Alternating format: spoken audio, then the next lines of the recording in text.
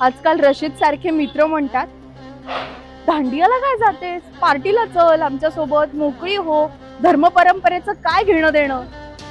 पण मला माहितीये यांच्या बोलण्यात फसणं म्हणजे जिहाद्यांच्या नादी लागणं, त्यांच्या या प्लॅनला बळी पडणं.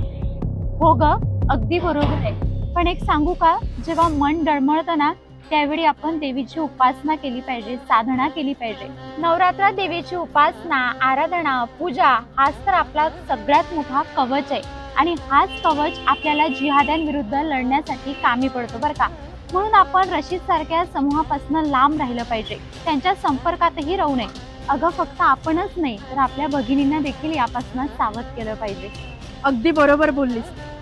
आता माझं ठरलंय, कोणत्याही मोहजाळाला बळी पडायचं नाही. देवीच्या साधनेनंच माझं मन आता मी मजबूत करेन आणि माझ्या इतर मैत्रिणींनाही सांगेन की जिहाद्यांचा डाव जर मोडायचा असेल तर साधना हीच महत्वाची. साधना म्हणजे मोहजाळाला बळी न पडता आपलं अंतःकरण आणखी मजबूत करणं. नवरात्रीच्या आध्यात्मिक शक्तीनेच लव जिहाद्यांवर विजय मिळू शकतो. जय भवानी, जय शिवराय.